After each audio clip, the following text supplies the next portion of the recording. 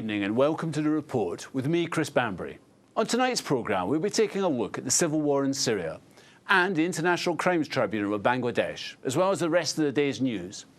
First, while the eyes of the world remain fixed on the conflict in the border town of Kobani, the Syrian National Front has been pushed back in the northern Idlib province, losing ground to al-Qaeda-affiliated al-Nusra Front. This has led the Syrian opposition leadership to attack the anti-IS bombing campaign in Syria, saying that it's shoring up President Assad's regime. Nathaniel Amos Sansom has this report. As Kobani continues to be the focal point for the battle against IS, the loss of several towns and villages in Syria's Idlib province by the Syrian Revolutionary Front to the radical al-Nusra could prove to be equally, if not more significant, to US and coalition strategy in the region.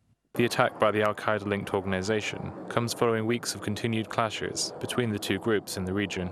Just months ago, they were both fighting against IS. Now al-Nusra's forces have been joined by IS fighters against the Revolutionary Front. The US military have been hoping to rally proxy ground forces in the region to create and train a moderate rebel force that would act as a counterweight to more radical groups and Syrian government forces. But after these latest attacks, that plan is now in ruins, all of which has led to criticism of the anti-IS coalition strategy of sustained airstrikes on Syria, with many observers claiming that such action is helping the regime of President Assad, which still controls Idlib city in the province, to remain in power. Speaking at a press conference last week, US Defense Secretary Chuck Hagel acknowledged that this may be the case, but stressed that security and stability were more important factors in the fight against IS. As we and the coalition go after ISIL to help the Iraqis secure their government, but also the Middle East, yes, Assad derives some benefit of that, of course.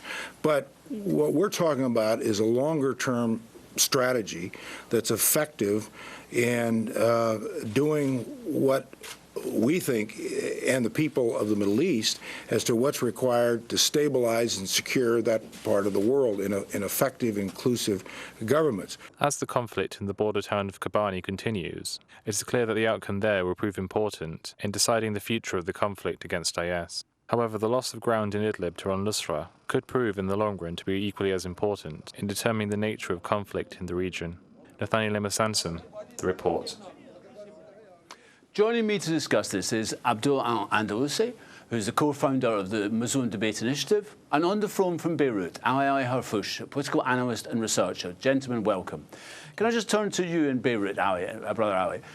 While the world's attention has been focused on Kobani, is it more significant that elsewhere that IS, allied it seems with the al-Nusra Front, has been making gains elsewhere in Syria?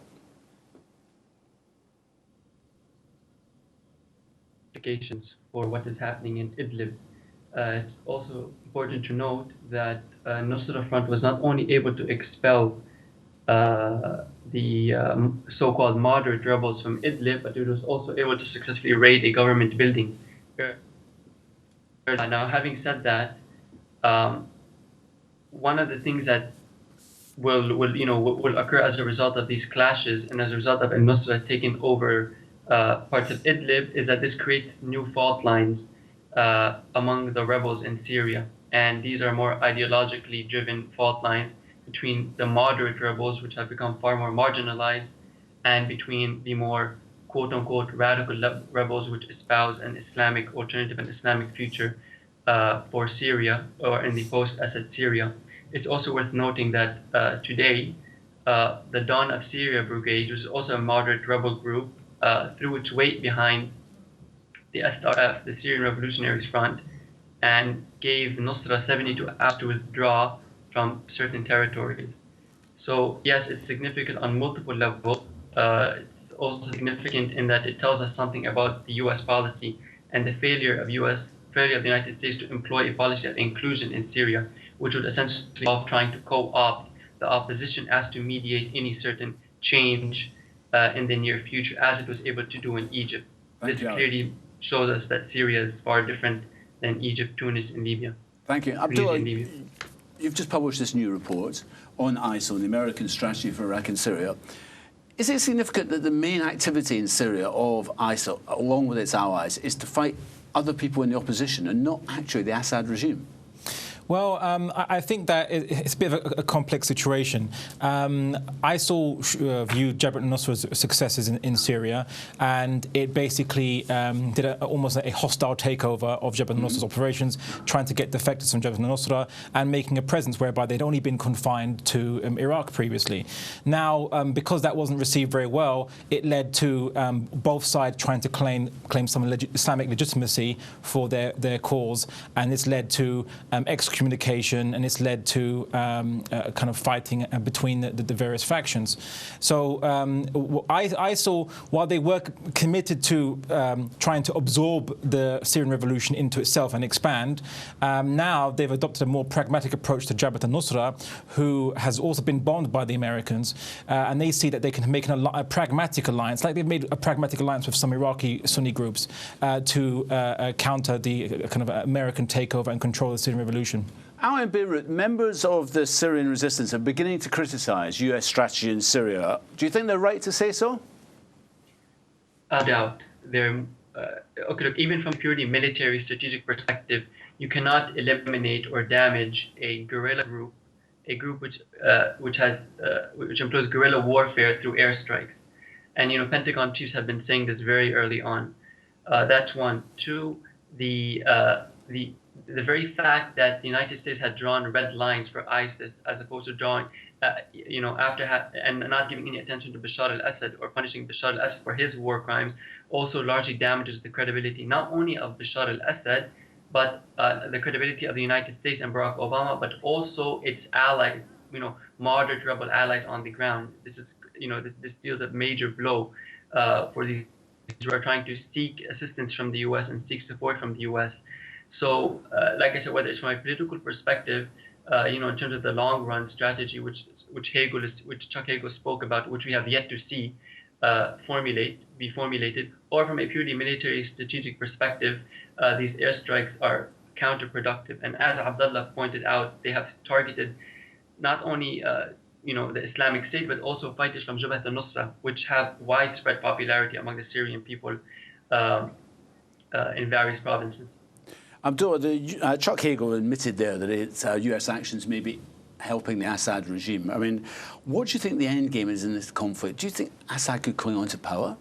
Well, I mean, a representative from the US coalition all admitted that the training program for the rebels that they want to instigate is not to counter Assad, but really just to counter ISIL. So there is no desire by the United States to get rid of Assad, but to reach a kind of compromise agreement which furthers American control in Syria and retains a status quo in the region, a secular pro-US status quo.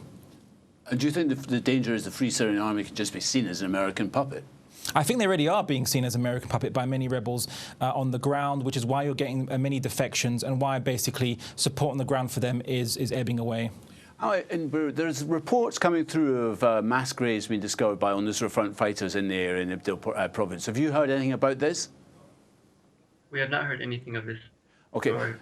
Usually this type of information comes to us from human rights. They usually confirm these. We have heard no reports that indicate that mass graves have been found by Muslims. But do you think as well that the United States, to repeat the question, can create the sort of proxy army? Because it surely needs, horrible phrase, but boots on the ground. And it's not going to put American or Western troops in there. It has to rely on someone. No, I mean, I think it's very easy to say that no, the United States will not be able to create an army. Ahmed Tawmi, the Qatari-backed new interim Prime Minister of the Syrian coalition, announced last week that they were planning on creating a Syrian national army. Right, 1 week later, the Harakat Hazm, or the FSA, is defeated in Idlib. So, looking at the numbers and the influence and the popularity of these groups, these so-called moderate groups, it all the more indicates that the idea of a proxy army in Syria is nothing more than wishful thinking. I'm sorry, I'm losing you a little bit there.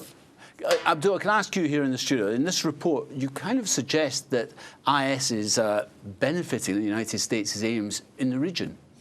Well, I mean, perhaps it's not deliberately intentional in ISIS strategic thinking, but they were certainly herded in and goaded in to fulfilling US strategy in the region, which is, for example, entering on the Syrian revolution and undermining the Syrian revolution, which had a support-based foreign Islamic system. ISIS came into that situation and has undermined the general kind of movement against Assad. We see that in Iraq, ISIL were ignored for 6 months. They took Fallujah in January 2014, and no one talked about it, or no, it wasn't really a big issue. But they come into Mosul, which under very strange, dubious circumstances was given to them, as well as Kirkuk was evacuated, even though ISIL never even attacked Kirkuk.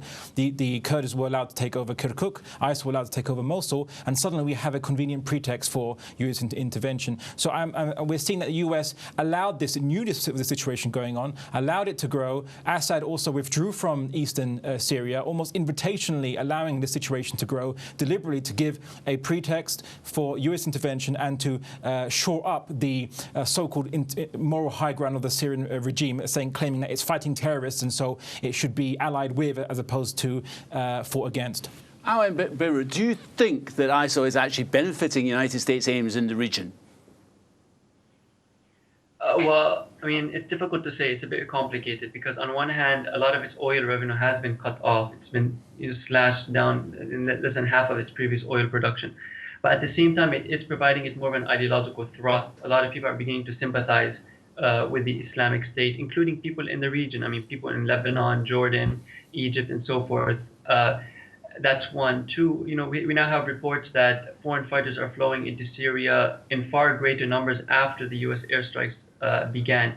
So, in terms of, let's say, PR, then most certainly, yes, they are thriving off of this. And like I said earlier, the Islamic State knows very well that these strikes do not aim at eliminating or, as Obama said, destroying and degrading the organization, because it relies on guerrilla warfare. And also with the other country, which is crucial to Abdullah, is Turkey, and the Americans don't particularly want to tread on what is a key NATO ally, more concerned with the Kurds, the Kurdish insurgents, than they are with the rise of IS. Well, I mean, Turkey's been kind of a mixed bag. So Turkey has obviously rejected allowing airstrikes from its bases, officially anyway, that we know of. It voted against Iranian sanctions initiated by the US. It didn't allow a US a front in the Iraq war in 2003. So Turkey's been a mixed bag. While Turkey generally under US pressure will accede to many US demands, it has concerns regarding the Syrian Kurds. And as you know, the Iraqi Kurds and Syrian Kurds themselves are very divided amongst themselves. And so in one statement by the Turkish government, or official from the Turkish government, they were almost allowing ISIL to attack pro-PKK terrorist groups in Syria and some of the pro kind of Syrian Kurdish nationalism groups, allowing that to go ahead because they don't really have a motivation to prevent that. They don't want a buffer state, a Kurdish buffer state in the south. I mean, America wants to kind of utilize Kurdish nationalism, but Turkey is a bit more worried because it has to live next to them. So Turkey's been a bit hesitant. I think that's been reflected by its mixed response. There's been talk of no-fly zones. The Turkish government have talked about creating a buffer zone, which Abdullah mentioned. This instability is beginning to threaten other neighbouring states, isn't it? And actually, Lebanon, I know from my own experience, is quite edgy. Yes. Yeah, I mean, no doubt there is a spillover of the Syrian conflict into Lebanon, Jordan, and Turkey, specifically Lebanon. And this doesn't have to do just with the intensity of the conflict, but also the ideological climate that is prevailing in the Arab Muslim world, especially after the Arab Spring, and especially after the world has witnessed the response of the United States and its allies to the Syrian conflict. So in many ways, the inability of the United States and its allies to target Bashar al-Assad and to include the removal of Bashar al-Assad in its overarching coalition strategy will only exacerbate and this spillover and continue to increase can I just ask, how likely anti-US hostility? How likely is a no-fly zone along the northern border with Turkey? I'm sorry? How likely is a no-fly zone?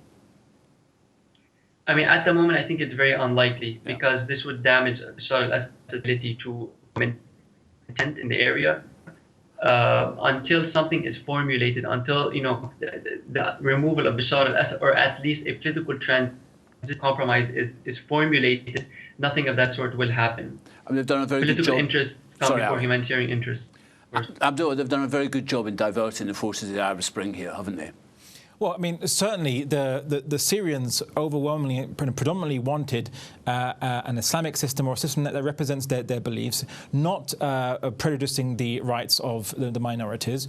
And this was reflected by the popularity of Islamic groups on the ground in Syria. But because of this situation, because of the desire for a truly independent state, a state based on Islamic interests, which would run contrary to U.S. interests, which would run contrary to U.S. interests in maintaining client regimes. It has been successfully subverted, although there's still a lot to play for, so to speak, by the different factions, and there's still a lot of conflict and uncertainty. But we're seeing that, at least right now, the US are facing mixed and resistance from the Syrian population trying to implement their designs. And now, can I ask you, is the Nusra Front now the main force of the Syrian opposition? Well, no, because you also have the Islamic, and the Islamic is quite strong. It's also an umbrella group which contains several Islamist organizations, some of which have Salafi jihadi tendencies. Then you also have Jand Ansar al-Din. So we can't say that they are the main bloc, but they are most certainly one of the most powerful groups in Syria. And following the clashes in Idlib, it's safe to say that along with the Islamic State, they hold the upper hand now. And also, among the rebels. Abdullah, there is legitimacy behind the demand for a caliphate. Perhaps not the caliphate that IS is offering, but there is a legitimacy behind it. Well, I mean, just go back in history. Everyone kind of remembers with warm fondness and nostalgia the Ottoman Caliphate, where all these different ethnic groups lived. This is why they're here. They're still here today. Different ethnic groups, different religious groups. They lived, and there was no kind of fighting or interscene warfare that we see today. But after it was divided, even the Turkish president has said that all this situation we today is the result of what happened after World War I. It was designed 100 years ago, in essence. Thank you, Abdullah. Thank you, Ali. You'll be staying with us. Now, before we go to a break, let's have a look at some of the stories you've been tweeting about. Human Rights Watch Director Ken Roth tweets that because US bombing has been seen to help the Syrian regime, US-supported FSA are now seen as agents of the Assad regime. Ashed Jangahar tweets about Pakistan adding pictures of victims of America's drone war.